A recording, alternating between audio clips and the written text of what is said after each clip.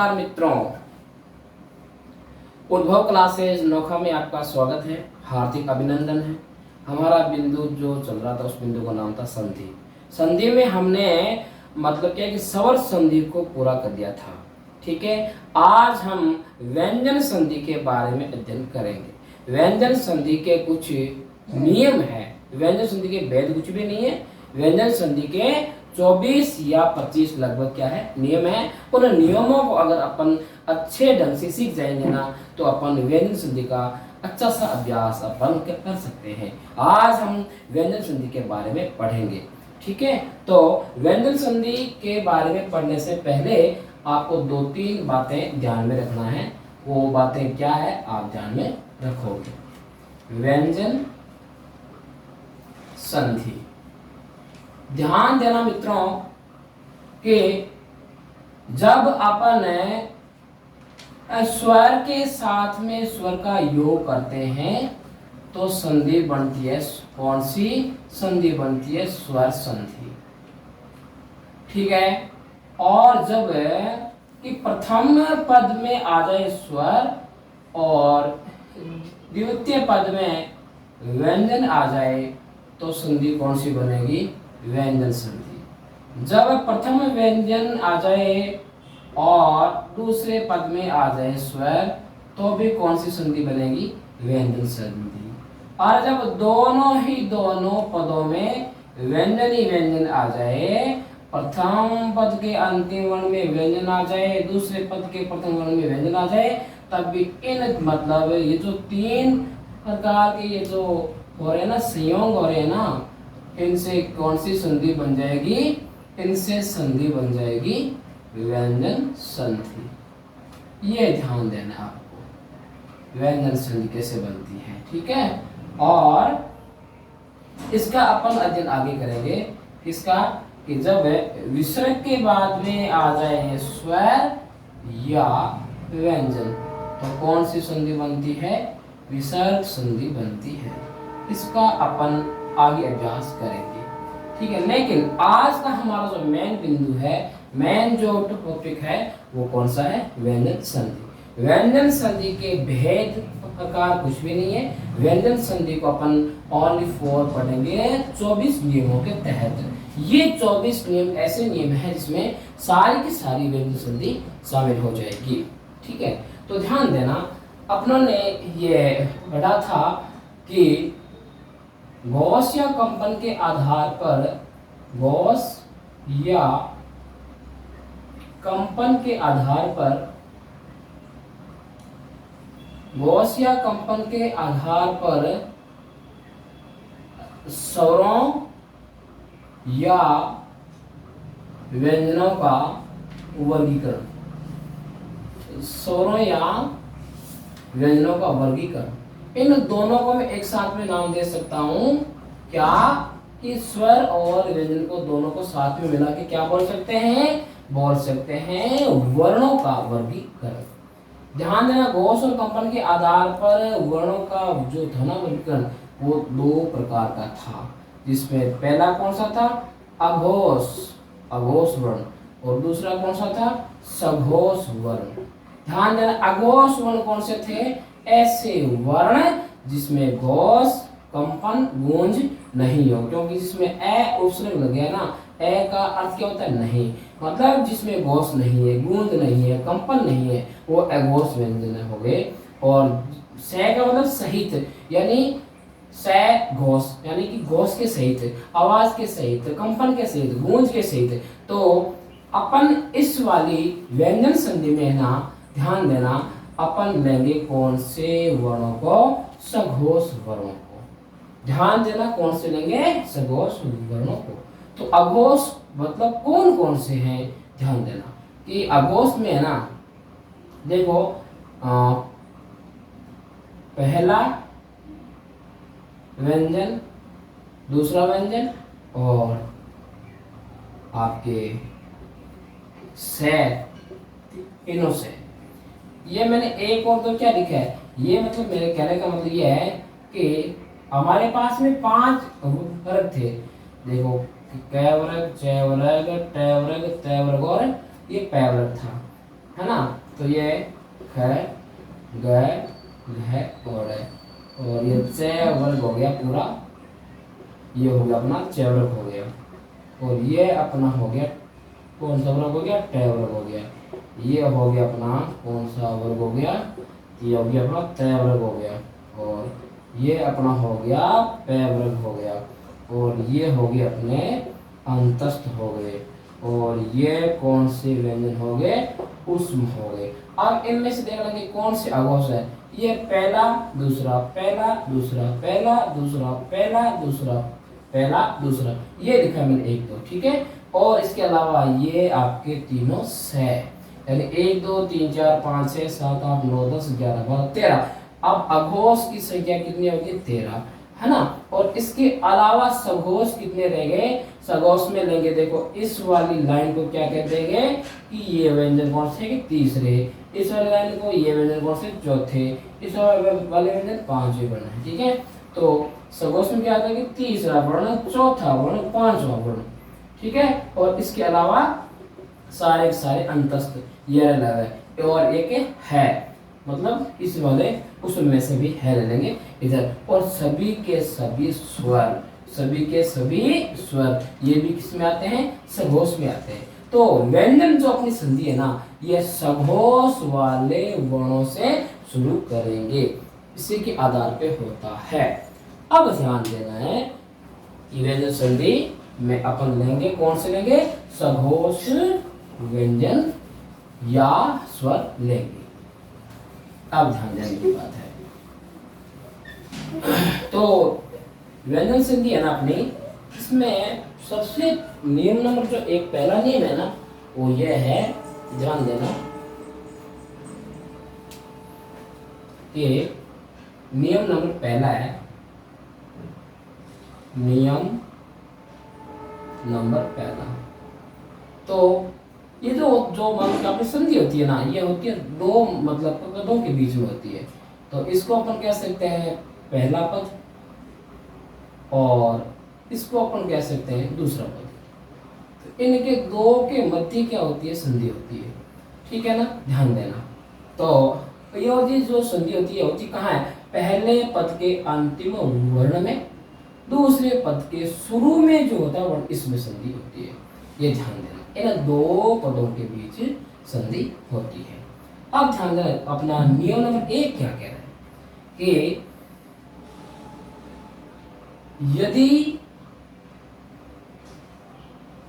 यदि प्रथम पद का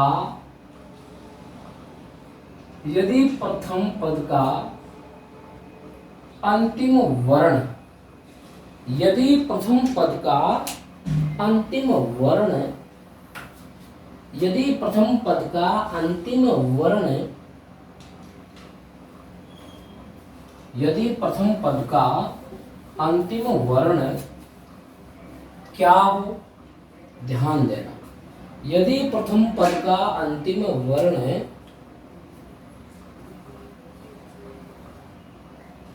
यदि प्रथम पद का अंतिम वर्ण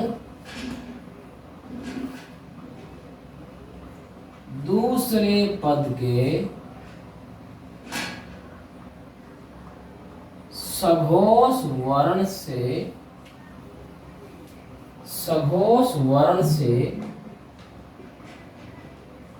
योग करता है। लाइन को वापस में रिपीट कर रहा हूं, ध्यान देना। यदि प्रथम पद का अंतिम वर्ण, ठीक है, अंतिम वर्ण दूसरे पद के सघोष वर्ण से योग करते हैं। अब आपको मैंने सघोष पहले ही क्या है समझा दिया कि क्या होता है सघोष, किसी भी वर्ग का तीसरा, चौथा, पांचवा वर्ण, इसके अलावा ये अंतस्थ ये चारों, इसके अलावा है, और इसके अलावा सारे के सारे क्या कि स्वर भी सारे सघोष होते हैं।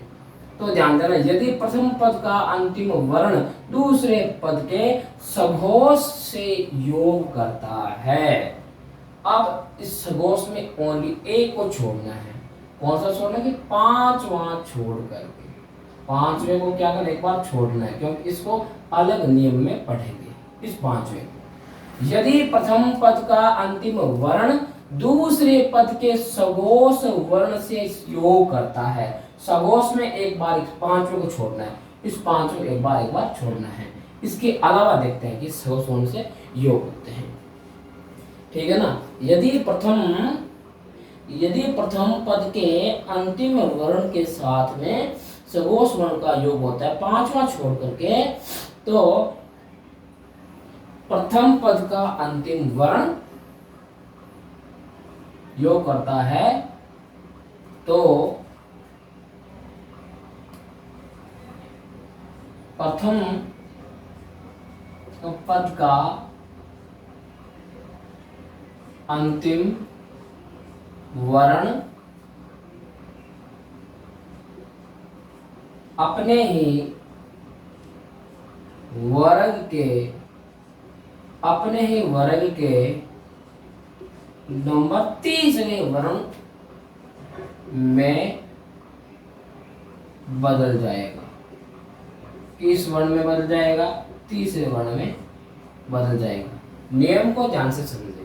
व्यंजन संधि पूरी की पूरी किसके आधार पर है? नियमों के आधार पर। यदि प्रथम पद का अंतिम वर्ण, यानी यहाँ होता है प्रथम पद और यहाँ होता है इसका अंतिम वर्ण, यदि प्रथम पद का अंतिम वर्ण किसी सगोश के साथ में योग करता है, सगोश होते क्या क्या है? किसी भी वर्ग का तीसरा चौथा पांचवा वर्ण, ये चार के चार अंतस्थ, और अपन इसमें एक ले लेंगे है को, है आता है किसमें से? उष्म वाले व्यंजन में से, ठीक है। और सभी के सभी स्वर, ये होते हैं आपके सगोश वर्ण, ठीक है। अगर दूसरे पद में सगोश आ जाए, ठीक है, सगोश में एक बार आपको यह पांचवें को छोड़ना है, क्योंकि इस वाले पांचवें को अलग नींद में पढ़ेंगे। एक बार अपने को पांचवा छोड़ना है, ठीक है। सगोश वर्ण से योग करता है तो प्रथम पद का अंतिम वर्ण ना, वो अपने ही वर्ग का कौन से में बदल जाएगा? तीसरे में बदल जाएगा। जैसे ध्यान देना, ये आ गया प्रथम पद में पहला वर्ण आ गया, और इसके बाद में कोई न कोई अब आगे आ गया सगोश वर्ण आ गया, कोई क्या आ गया? सगोश वर्ण आ गया। और यहाँ मैंने एक बार पांचवें को छोड़ रहा हूँ, ठीक है ना, पांचवा छोड़ना है, इसके अलावा लेना है सगोश वर्ण। तो देखो ये जो पहला है ना, ये वर्ण अपने ही वर्ग के किस में बदल जाएगा? तीसरे में बदल जाएगा। अब इसको एक एग्जांपल से आप समझने की कोशिश करो। जैसे लिखा हुआ है शब्द अच प्लस अंत। अब आप ध्यान देना, ये है अपना प्रथम पद और ये है प्रथम पद का अंतिम वर्ण च हलंत वाला, और इनका योग किससे हो रहा है? ए से हो रहा है। ए क्या होता है? ए होता है स्वर, और ये जो होते हैं ना सभी स्वर, ये सगोश में गिने जाते हैं, ठीक है। तो इस वाले हलंत च का आधे च का योग किससे हो रहा है? सगोश से हो रहा है। तो ये जो है ना आपका च है ना, ये अपने ही वर्ग के किस में बदल जाएगा? तीसरे में। अपने ही वर्ग का तीसरा क्या होता है? अपने वर्ग का तीसरा ज होता है। जैसे च छ ज आपने पढ़ा है ना, ये वाला च छ ज और ये। अब देख लो कि इसमें कौन सा आएगा? पहले का तीसरा बन जाएगा। ये पहला है, या दूसरा, ये तीसरा, इस ज में ये बदल जाएगा। ध्यान में आपको क्या रखना है? यदि प्रथम पद का अंतिम वर्ण, यानी ये रहा प्रथम पद, इसका अंतिम वर्ण क्या? च है। दूसरे पद के, ये दूसरा पद है आपके सामने जो अंत लिखा हुआ है, ठीक है ना। दूसरे पद के सगोश वर्ण से, सगोश वर्ण यानी ए क्या होता है? सगोश ही होता है, क्योंकि सारे के सारे स्वर सगोश में मतलब लिए जाते हैं। तो ए क्या हो गया? सगोश हो गया। तो यदि प्रथम पद का अंतिम वर्ण दूसरे पद के सगोश वर्ण से योग करता है, तो प्रथम पद का अंतिम वर्ण, यानी ये प्रथम पद का अंतिम वर्ण कौन सा? च, अपने ही वर्ग के, यानी ये जो है ना च, अपने ही च वर्ग के कौन से में बदल जाएगा? तीसरे वर्ण में बदल जाएगा। च है ना, वो ज में बदल जाएगा। तो अब देखो क्या विकार उत्पन्न हुआ है। ए का ए लिख दिया है, ये आ गया विकार आ गया, ज बन गया ज में, अपने तीसरे में, और आगे वाला सेम टू सेम लिख दिया। अब इसको अपन ऐड करके और लिखते हैं, तो शब्द क्या बन गया, अजंत बन गया। यह है व्यंजन संधि का पहला नियम। अब आपको यह आगे होगा समझ में, ध्यान देना। मैंने इसमें एक बात ये ना पांचवा छोड़ा है, अगले नियम नंबर 2 में इस वाले पांचवें को मैं लूंगा, ध्यान देना। तो मुझे आशा है कि आपको यह वाला नियम नंबर 1 है जो आपको समझ में आ गया होगा। क्या है एक बार और देख लो, यदि प्रथम पद का अंतिम वर्ण ये है, अच क्या है अपना प्रथम पद है, और इसमें अंतिम कौन सा वर्ण है, च वर्ण अंतिम वर्ण है, ठीक है। दूसरे पद के दूसरा पद कौन सा, ये अंत है ना, ये दूसरा पद है के सगोश वर्ण। अब देखो सगोश कौन कौन से मेरे ऊपर यहाँ लिखे हुए, किसी भी वर्ग का तीसरा चौथा पांचवा वर्ण, यह लेवे यानी अंतस्थ व्यंजन, और एक है और सभी स्वर, ये सारे सारे क्या होते हैं, सगोश में गिने जाते हैं, है ना। सगोश वर्ण से योग करता हो, योग मतलब ऐड होता हो, तो इसमें पांचवें को छोड़ना एक बार, ठीक है ना। तो ये जो है ना पांचवा, ये इसको मैं लूंगा दूसरे नियम में, ध्यान देना। तो मुझे आशा है कि आपको ये नियम नंबर पहला है, आपको ये समझ आ गया होगा। अब अपन नियम नंबर 2 की करते हैं चर्चा।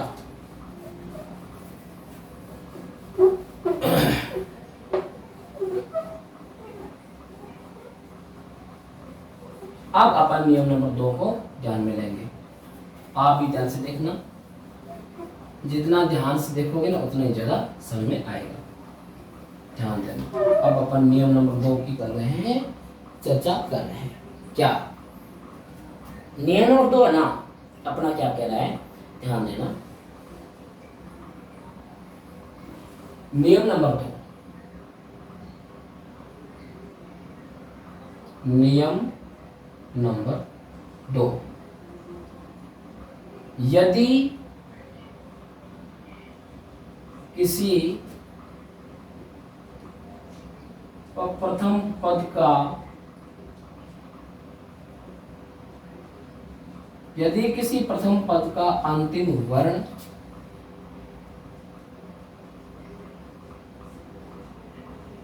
दूसरे पद के सगोश वर्ण यानी पांचवा वर्ण, पांचवा वर्ण कौन सा है, किसी भी वर्ग का पांचवा वर्ण, सगोश में तो आता है, आता नहीं आता, ये ऊपर लिखा हुआ है ना मैंने, कौन सा, ये है किसी भी वर्ग का तीसरा चौथा पांचवा, ठीक है ना। अपना इसमें क्या ले लिया, पांचवा वर्ण लिए, ठीक है। यदि किसी प्रथम पद का अंतिम वर्ण है दूसरे पद के सगोश वर्ण, पांचवें वर्ण, सगोश वर्ण यानी पांचवें वर्ण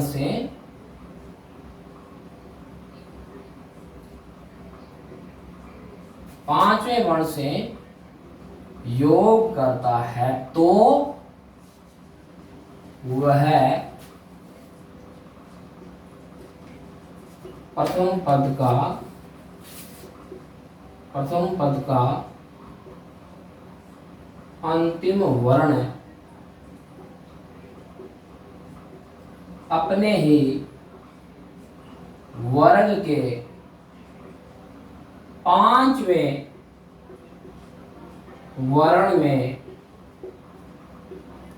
बदल जाएगा। नियम नंबर 2 ये ना बहुत इंपॉर्टेंट नियम है, ध्यान रखना। क्या लिखा हुआ है इस पे ध्यान दो, क्या कि यदि किसी प्रथम पद का अंतिम वर्ण है दूसरे पद के सगोश वर्ण, सगोश में आपको ओनली इसमें क्या लेना है, पांचवा वर्ण, किसी भी वर्ग का पांचवा ले सकते हैं, से योग करता है, तो वह प्रथम पद का अंतिम जो होता है ना वर्ण, वो अपने ही वर्ग के, उसी ही वर्ग के पांचवें वर्ण में बन जाएगा। ये कहता है नियम नंबर 2। अब इसका आप एग्जाम्पल से इसको ध्यान से समझेंगे, ठीक है। इसका एग्जाम्पल क्या कह रहा है, जैसे लिखा हुआ है कि सत योग मार्ग। अब इसमें ध्यान देना, ये जो लिखा है ना सत, ये है पहला पद, क्या ये वाला क्या पहला पद हो गया सत, मार्ग क्या हो गया दूसरा, ध्यान से समझना एग्जाम्पल को, एक एग्जाम्पल से ये वाला नियम आपको समझ में आ जाएगा। क्या आप देखो कि पहले पद का अंतिम वर्ण क्या है, लिखा हुआ है हलंत में, लिखा हुआ तय। दूसरे पद का ना सगोश वर्ण कौन सा आ रहा है, मैं, जो पहले है ना ये मैं है ना, ये मैं, ये दूसरे पद का क्या है, सगोश आगे वर्ण, आगे ये वाला पांचवा है। ये पांचवा है कौन से वर्ग का, पांचवा है पै वर्ग का, पांचवा है ना।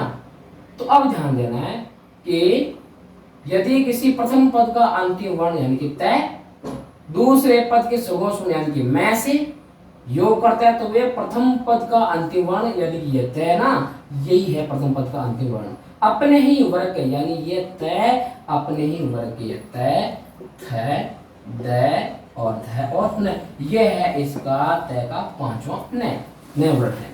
तो ये जो आपका जो तय है ना, ये पांचवें वर्ण में बदल जाएगा। कैसे, इस वाले तय का बन जाएगा हलंत न, से का से लिखा जाएगा सेम, अगला पद पूरा का पूरा सेम लिखा जाएगा। अब इसको ऐड करके लिख देते हैं, तो क्या बन जाता है, सन्मार। क्या बन जाता है, सन्मार। तो ये है व्यंजन संधि का दूसरा नियम। ठीक है, ध्यान देना, यदि किसी प्रथम पद का अंतिम वर्ण दूसरे पद के सघोष वर्ण पांचवें वर्ण से योग करता है, तो वह प्रथम पद का अंतिम वर्ण अपने ही वर्ग के पांचवें वर्ण में बन जाएगा। जैसे यहाँ लिखा हुआ था हलंत, यहाँ लिखा हुआ था हलंत, आगे क्या था, मैं था, मैं क्या होता है, पांचवा वर्ण किसका, पै वर्ग का, है ना। तो हमने ये देख लिया कि अगले वाले पद में क्या था, सघोष वर्ण था जिसमें पांचवा वर्ण था मैं, है ना। तो ये जो है ना आपका, ये जो है ना आपका तय, ये तय आपके पांचवें में बन जाएगा, किसके, तय अपने ही वर्ग के पांचवें में नए के रूप में बन जाएगा। तो नाम बन जाएगा सत योग मारक इक्वल टू सनमारक। तो ये था व्यंजन संधि का दूसरा नियम। ठीक है, अब अपन क्या करेंगे, व्यंजन संधि के नियम नंबर जो है ना आपका 3 है, उसकी चर्चा करेंगे। ठीक है, तो ध्यान देना, अभी तक हमने व्यंजन संधि के 2 नियमों की चर्चा की है। ठीक है, ध्यान देना। अब आपके सामने आएगा व्यंजन संधि का नियम नंबर कौन सा, तीसरा नियम आएगा। बहुत ही वेरी वेरी इंपॉर्टेंट नियम है, ध्यान से समझते रहो, बस आपका काम इतना ही है, ध्यान से समझो। और जब आपको कोई भी चीज समझ में नहीं आए ना, तो आप ऐसा करना कि कमेंट बॉक्स में आपका कमेंट छोड़ देना, मैं देख लूंगा कि आपको कौन सी चीजें समझ में नहीं आई। ठीक है, आप ध्यान देना। अब हम लिख रहे हैं व्यंजन संधि का कौन सा नियम, व्यंजन संधि का नियम लिखने जा रहा हूं, तीसरा नियम लिखने जा रहा हूं। ध्यान देना, देखिएगा नियम नंबर 3। व्यंजन संधि सारी की सारी ना आधार मतलब किस पर है, नियमों का आधार पर। नियम नंबर 3 ध्यान देना क्या है,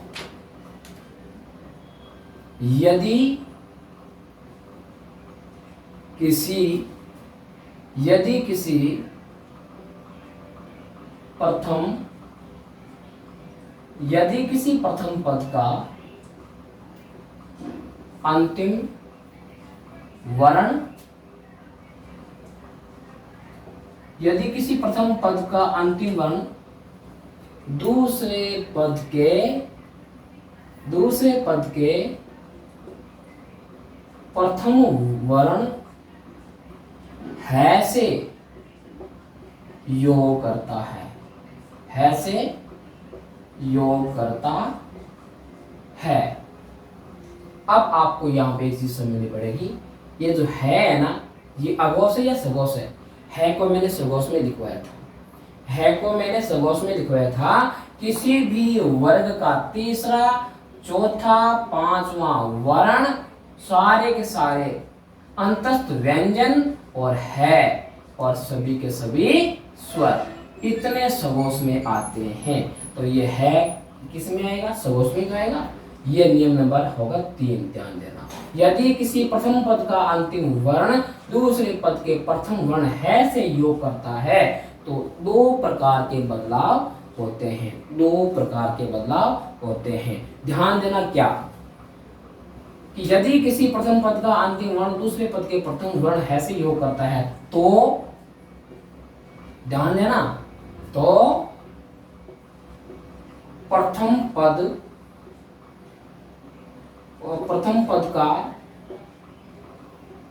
अंतिम वर्ण अपने वर्ग के तीसरे वर्ण में बदल जाएगा। पहले इसको समझो। जैसे आ जाता है शब्द वाक धन हरि। अब ये कौन सा था ये पद? ये पद है अपना प्रथम पद। ये कौन सा पद है? दूसरा पद है, द्वितीय पद है। तो देखना कि प्रथम पद का अंतिम वर्ण क्या है? ये कै हलंत वाला। और ये योग किसे कर रहा है से। है क्या होता है? सगोश वर्ण। ठीक है, तो ये जो आपका ये कै है ना, ये किस में बदल जाएगा?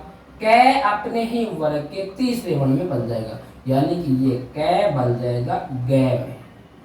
यहाँ पर ये कै हलंत था तो गै भी हलंत में आएगा। एक बात तो याद समझे। और इस है की जगह पर क्या बदलाव होंगे? है की जगह पे दो बदलाव होंगे। क्या? एक तो है का है ही रह जाएगा, एक तो ऐसा भी होता है। और दूसरा इस है की जगह इस कै वाले वर्ग का बन जाएगा चौथा वर्ण। ये लाइन में इसमें अभी लिखने वाला हूं, ध्यान देना। क्या? प्रथम पद का अंतिम वर्ण अपने वर्ग के तीसरे वर्ण में बन जाएगा। यहाँ पे तो हो गया ना, ये हो गया अपने तीसरे में। फिर देखो तथा है की जगह दो प्रकार के बदलाव होंगे। है की जगह दो प्रकार के बदलाव होंगे। क्या क्या होंगे? नंबर एक, है का है रह जाएगा। एक तो ये हो सकता है, या होता है प्रथम पद का अंतिम वर्ण अपने ही वर्ग के कौन से वर्ण में बदल जाएगा? बन जाएगा चौथे वर्ण में बदल जाएगा। ये दो प्रकार के बदलाव होते हैं विकल्प के रूप में। ये जो लाइन देख रहे हैं उसको बोलते हैं विकल्प। तो ठीक है, तो इस वाले ना कै का क्या बन जाएगा? घ बन जाएगा। तो ये आपका ना ये जो ना कै का घ बना है और है का है भी बना है। तो इनमें से इन दोनों में से कोई भी अपन ले सकते हैं, दोनों के दोनों राइट है। अब ध्यान देना, वाक धन हरि का संधि क्या होता है? ध्यान देना, ठीक है। तो वा कै की जगह आ गया, गे आ गया हलंत में। अब इनमें से ना कोई भी ले सकते हैं, दोनों के दोनों सही है। एक बार घे ले लिया, फिर लिख दिया वाक घरी। फिर अब की बार लेता हूँ है को लेता हूँ ना वाग। अब इन ना तो दोनों में से यहाँ तो ले लेता ना, घे को ले लेता इधर। तो अब किसको ले लेंगे? है को ले लो। वाग हरी, दोनों का उच्चारण देखो सेम आ रहा है नहीं आ रहा? वाग हरी, वाग हरी।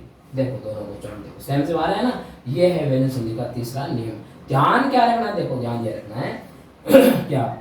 यदि किसी प्रथम पद का अंतिम वर्ण, यानी ये वाग जो था ना, ये था आपका प्रथम, ये क्या था? प्रथम पद था। इसका अंतिम वर्ण क्या था? कै हलन था। दूसरे पद का प्रथम वर्ण, ये दूसरा पद था हरि। इसका प्रथम पद क्या है से योग करता है। तो प्रथम पद का अंतिम वर्ण यानी कि ये कै है ना, अपने वर्ग के, ये कै अपने वर्ग के किस में बदल जाएगा? तीसरे वर्ण में। ये कै बदल गया कै में, ये हो गया तीसरा। फिर आगे क्या लिखा मैंने? है की जगह पर दो प्रकार के बदलाव होते हैं, दो प्रकार के, ठीक है ना। ऑब्लिक के रूप में हम इनमें से एक ले सकते हैं, चाहे तो इसको ले लो चाहे इसको ले लो, ठीक है। लेकिन बदलाव दो प्रकार के होते हैं। एक तो है का है ही लिखा जाता है, और अगर है का है नहीं लिखते हो तो क्या लिखोगे, है की जगह इस वाले अंतिम मतलब वर्ण का, प्रथम पद की अंतिम वर्ण का क्या बन जाएगा, चौथा वर्ण बन जाएगा, गय बन जाएगा।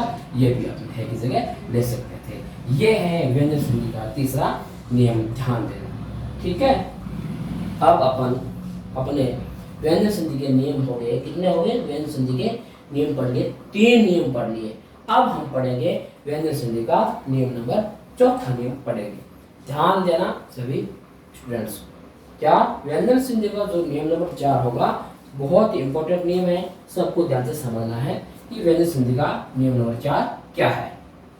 ध्यान से देखो, व्यंजन संधि जो है ना, इसमें ओनली क्या होते हैं, नियम इसमें होते हैं। नियम अगर इसके समझा देंगे, व्यंजन संधि सारी की सारी आपके मुट्ठी में आ जाएगी, ये ध्यान देना। ठीक है, तो आप ध्यान दो क्या कि हर एग्जाम में, चाहे एग्जाम रीट का हो, चाहे एसआई का हो, चाहे स्कूल व्याख्याता का हो, जितने भी मतलब क्या है कि एग्जाम होते हैं बड़े बड़े लेवल के, उनमें व्यंजन संधि से संबंधित सवाल हर एग्जाम में पूछे जाते हैं। अब अपन पढ़ेंगे व्यंजन संधि का नियम नंबर 4।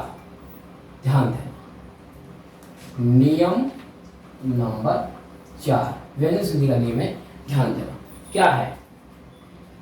देखना, यदि किसी वर्ग के चौथे वर्ण के बाद तीसरा या चौथा वर्ण आ जाए तो प्रथम वर्ग का चौथा वर्ग अपने ही वर्ग के तीसरे में बदल जाएगा। क्या है, यदि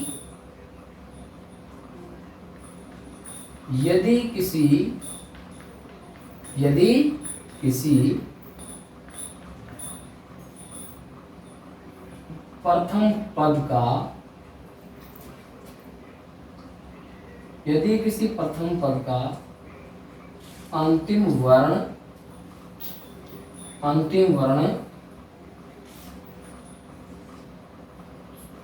मतलब कि चौथा हो, यहां में लिखा ना 4, इसका मतलब क्या, मतलब कि चौथा हो। यदि किसी प्रथम पद का अंतिम वर्ण चौथा हो तथा उसका योग उत्तर पद के प्रथम वर्ण से हो तथा उत्तर पद का प्रथम वर्ण